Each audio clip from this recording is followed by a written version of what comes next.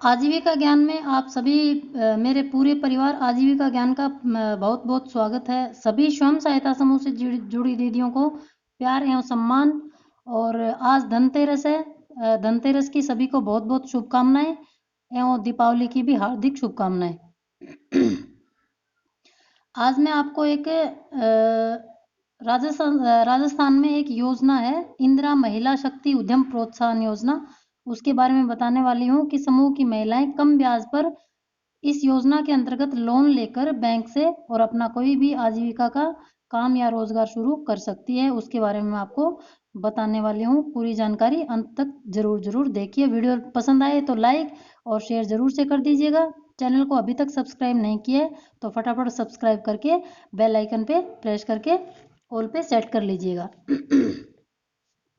तो जैसे कि आप स्क्रीन पे देख सकते हैं, इंदिरा महिला शक्ति उद्यम प्रोत्साहन योजना। इंदिरा महिला शक्ति उद्यम प्रोत्साहन योजना एवं मार्गदर्शिका में निम्नानुसार संशोधन किए जाते हैं। योजना में संशोधन क्या किया गया? पहले ये 2016-17 में ये योजना आई थी, उसको संशोधित रूप से वापस से राजस्थान सरकार लाई है। इसके तहत बहुत सारा लोन महिलाओं को दिया जाता है, बहुत सारे पैसे, 5 लाख रुपए तक। ये इसकी मैं डिटेल में आपको आगे बताने वाली हूँ।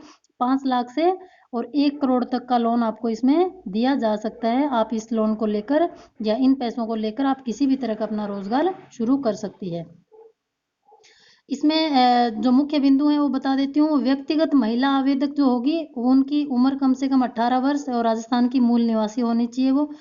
दूसरा नंबर, उसका महिला स्वयं सहायता समूह से वो जुड़ी हुई होनी चाहिए, राज्य सरकार के किसी भी विभाग से जुड़े हो। महिला स्वयं सहायता समूह के समूह, क्लस्टर, फेडरेशन, इनमें से किसी से जुड़ी हुई होनी चाहिए, यानी पंजीकृत होनी चाहिए। इनकी मैंने अलग अलग वीडियो बनाकर आपको बता रखे हैं पहले ही कि क्लस्टर क्या होते हैं, फेडरेशन क्या होते हैं। समूह के ऊपर जो बनता है वो वीओ होता है, विलेज ऑर्गेनाइजेशन। उसके ऊपर क्लस्टर होता है। इनकी डिटेल में वीडियो डली हुई है चैनल पे, तो आप उनको देख लीजिए। प्रोप्राइटरशिप फर्म, प्रोप्राइटर महिला हो, और पार्टनरशिप फर्म सभी पार्टनर महिलाएं हो। प्रोप्राइटर का मतलब होता है जो बिजनेस कर रही है, उद्यम कर रही है, वो महिला ही होनी चाहिए। या फिर सभी जो पार्टनर हैं उस बिजनेस में वो सभी महिलाएं ही होनी चाहिए। खासकर ये महिलाओं के लिए ही ये लोन दिया जाता है। लिमिटेड लाइबिलिटी पार्टनरशिप फर्म, इसमें क्या होगा? सभी पार्टनर महिलाएं हो। इसमें अगर लिमिटेड टाइप का कोई, जैसे प्राइवेट लिमिटेड कोई बिजनेस करे महिला, तो उसमें भी सभी महिलाएं ही पार्टनर होनी चाहिए। 1% कंपनी अगर कोई करना चाहे तो निदेशक महिला हो तथा संपूर्ण शेयर होल्डिंग महिला के नाम हो। अगर कोई 1% कंपनी करना चाहता है या खोलना चाहता है तो उसमें भी उसकी जो डायरेक्टर है, निदेशक है, वो महिला होनी चाहिए और संपूर्ण शेयर होल्डिंग महिला के नाम हो। यानी उसके जितने भी शेयर और जितना भी उसकी प्रॉपर्टीज होती है, जितनी भी लाइबिलिटीज उसमें होती है, वो सभी महिला के नाम हो। प्राइवेट लिमिटेड कंपनी 75% शेयर महिलाओं के नाम हो, यानी 75% शेयर इसमें जो प्राइवेट लिमिटेड कंपनी अगर खोलना चाहे कोई तो उसमें महिला के नाम होना चाहिए। तथा कंपनी के निदेशक मंडल में न्यूनतम 2 निदेशक महिला हो। इस तरह की अगर कोई कंपनी खोलना चाहेगा लोन लेकर तो उसमें कंपनी के निदेशक यानी डायरेक्टर मंडल में कम से कम 2 निदेशक महिला होनी चाहिए। महिला किसी एक स्वयं सहायता समूह या फिर स्वयं सहायता समूह के संघ, फर्म, कंपनी से जुड़कर एक बार ही ऋण अनुदान का लाभ ले सकती है। यानी कि ये लोन आप एक ही बार ले सकते हो, यानी कि एक महिला एक बार लेगी और अगर बहुत सारी महिलाएं ग्रुप में ले रही है तो भी एक ही बार लिया जाएगा। अलग अलग महिलाएं अलग अलग लोन ले सकती है। बिंदु संख्या 5, ऋणदात्री संस्थाएं।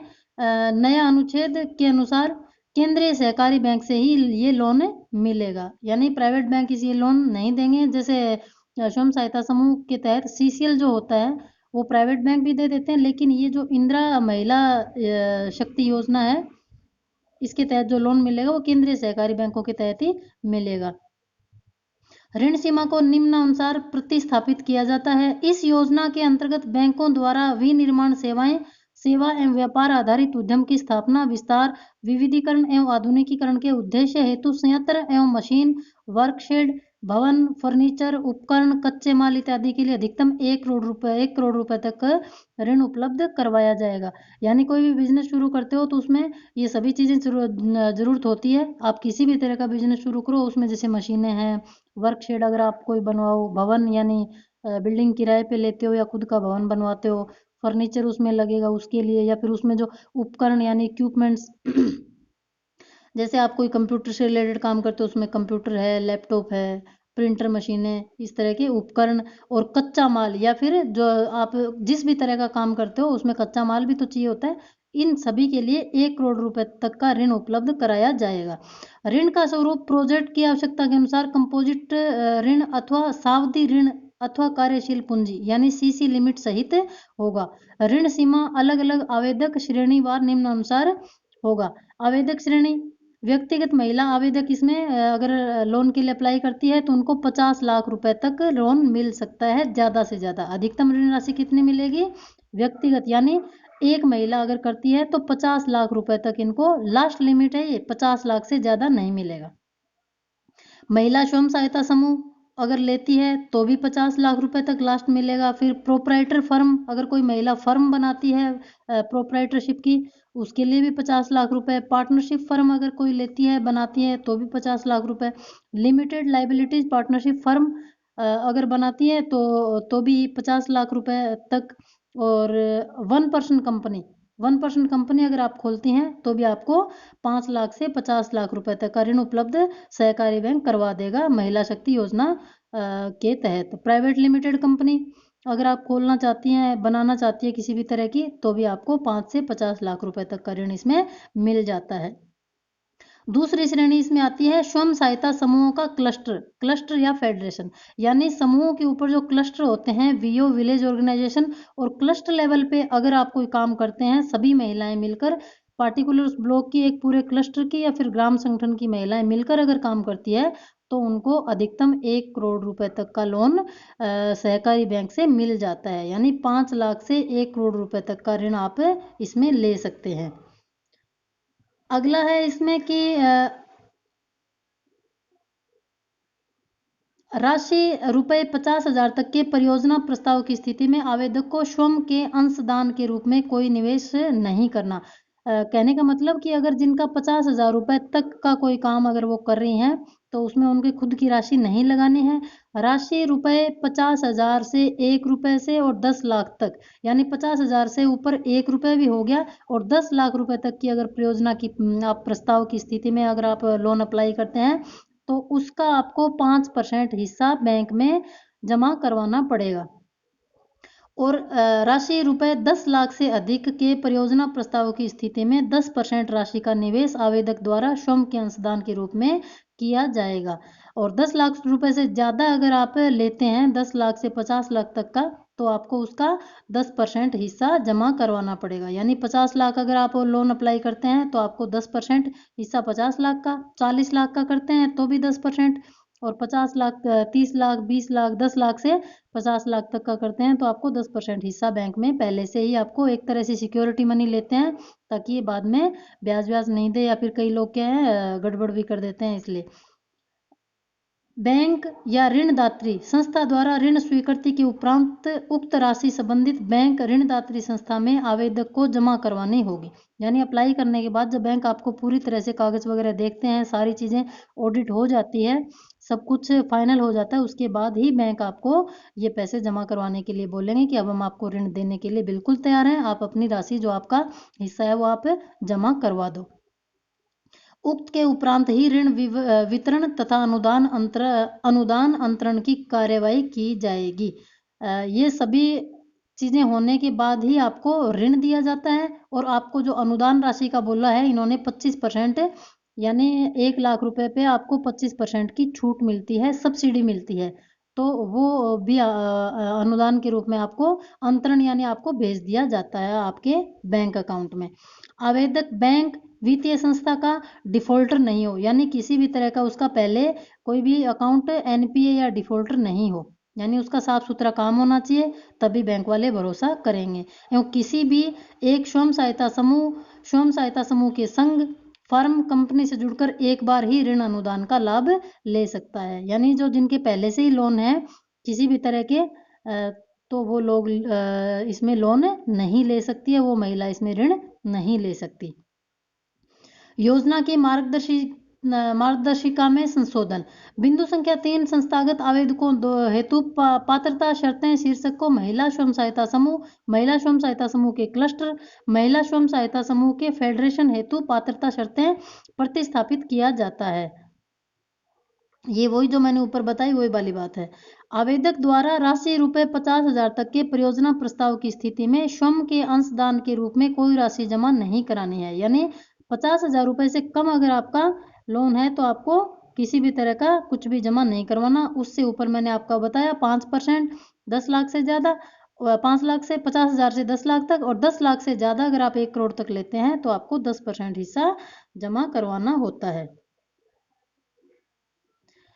पूंजी सीसीएल लिमिट सहित ऋण का स्वरूप प्रोजेक्ट की आवश्यकता अनुसार कंपोजिट ऋण अथवा सावधि ऋण अथवा कार्यशील पूंजी सीसी लिमिट सहित होगा।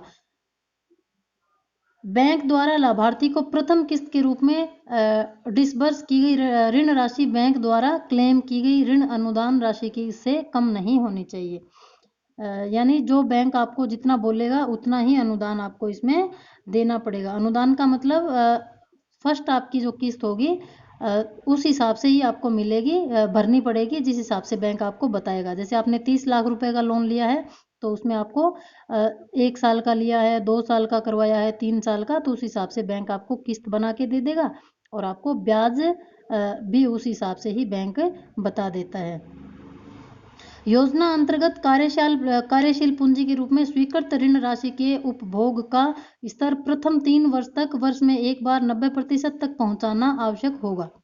कहने का मतलब इनका ये है कि योजना के अंतर्गत जो कार्यशील यानी जो पूंजी चल रही है, जो एक्टिव पूंजी है, उसको स्वीकृत ऋण राशि के उपभोग का, यानी जितनी राशि आपको दी गई है बैंक द्वारा उसके उपभोग का स्तर प्रथम 3 वर्ष तक वर्ष में एक बार 90% तक पहुंचाना आवश्यक होगा। यानी 3 साल तक आपने जैसे 50 लाख रुपए का लोन लिया है तो आपको 50% का 90% लगभग 40 लाख तक हो जाता है। तो 40 लाख रुपए आप प्रथम 3 वर्ष में, शुरू के जो 3 वर्ष होंगे उसमें आपको यूज़ करना ही होगा, यानी निकालना ही होगा बैंक से। तभी बैंक मानेगा कि आप एक तरह से काम कर रहे हैं और आपका काम सही से, आप जिस भी आजीविका के लिए आपने जिस भी बिजनेस के लिए पैसा लिया है वो आपका बिजनेस चल रहा है और आप अच्छे से इसमें लेन देन कर रहे हैं।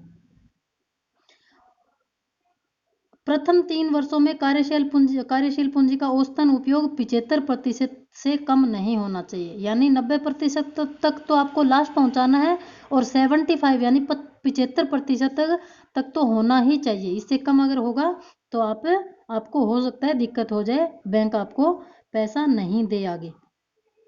उक्त संशोधन आदेश जारी होने की तिथि से प्रभावी माने जाएंगे। यह आदेश वित्त विभाग की आईडी संख्या ये दिनांक 9/11/2021 को ये जारी हुआ था। ये नई योजना है, दोबारा से राजस्थान में लागू हुई है। इसके तहत बहुत सारा पैसा राजस्थान सरकार स्वयं सहायता समूह की महिलाओं के लिए, खासकर महिला शक्ति इंदिरा महिला शक्ति योजना के तहत ये लोन दिया जाता है। ये सारे इस विभाग के अधिकारी हैं, उन्होंने इसको ऑथराइज किया हुआ है। तो ये था इंदिरा महिला शक्ति उद्यम प्रोत्साहन योजना। ये खासकर स्वयं सहायता समूह की महिलाओं के लिए ही ये लोन दिया जाता है। तो आशा करती हूँ आपको ये जानकारी पसंद आई होगी। आप सभी का बहुत बहुत धन्यवाद वीडियो को लास्ट तक देखने के लिए। वीडियो को अगर पसंद आई हो तो लाइक ज़रूर से करके जाइएगा और दीपावली की बहुत बहुत शुभकामनाएं सभी को। आप सभी का बहुत बहुत धन्यवाद। भारत माता की जय।